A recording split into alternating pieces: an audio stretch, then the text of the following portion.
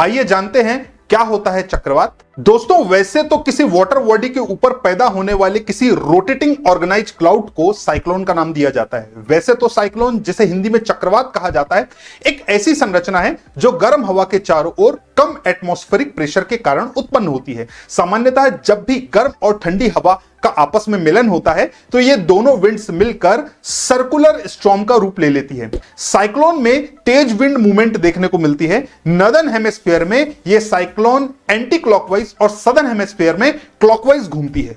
दोस्तों, साइक्लोन के फॉर्मेशन के लिए जो फेवरेबल कंडीशन चाहिए उसमें पहली है साइक्लोन की फॉर्मेशन, जो लार्ज एरिया वाले वाटर बॉडी में होती है, जैसे कोई ओशियन या फिर सी।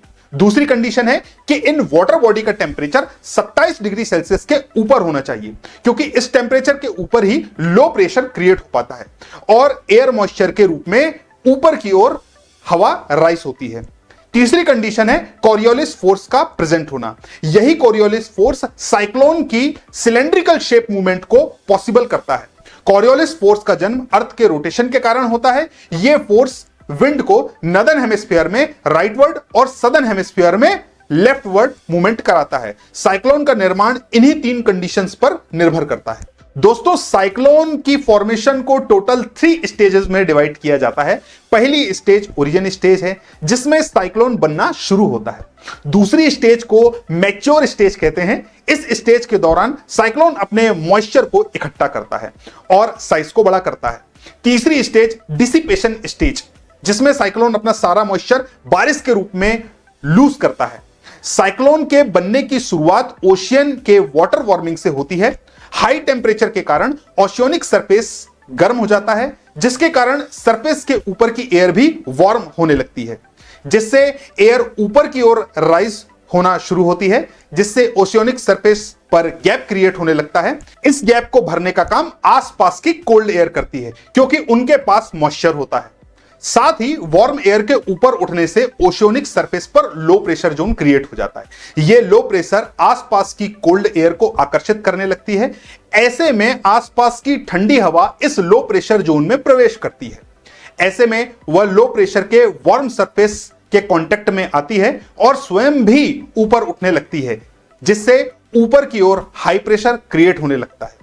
यह हाई प्रेशर बार बार अपने को रिसाइकल करने के लिए लो प्रेशर में एंटर करता है, जिससे हाई प्रेशर जोन से लो प्रेशर की तरफ आने वाली एयर अपने पाथ से रिफ्लेक्ट हो जाती है और रिंग के रूप में घूमना शुरू कर देती है। इसे साइक्लोनिक वर्टेक्स या भंवर कहते हैं।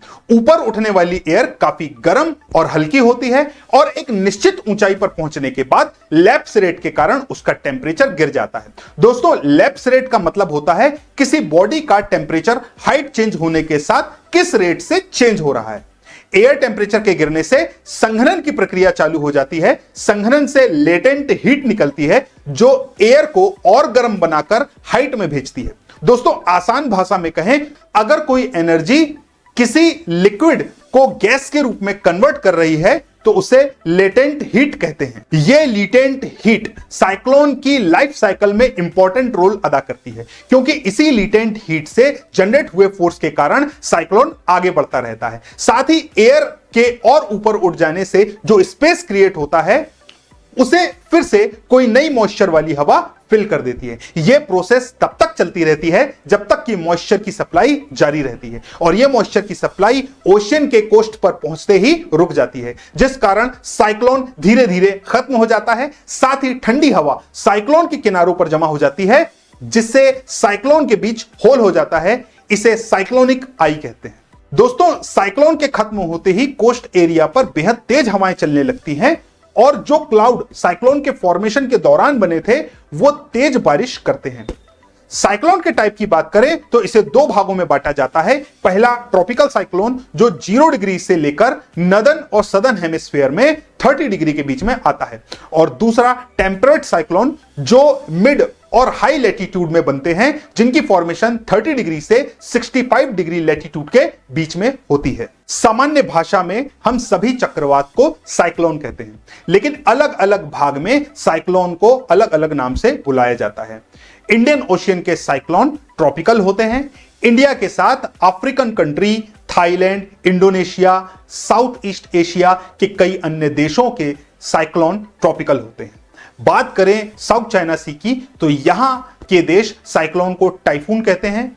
इनमें चीन, जापान, कोरिया, फिलीपीन देश शामिल है। कैरेबियन सी के पास इन्हें हैरिकेन कहा जाता है। मैक्सिको, कनाडा, यूएसए में इन्हें टॉर्नेडो कहते हैं। इसके अलावा ऑस्ट्रेलिया में इन्हें विली विली कहते हैं। दोस्तों, वीडियो पसंद आए तो लाइक करिए, शेयर करिए और कमेंट करिए।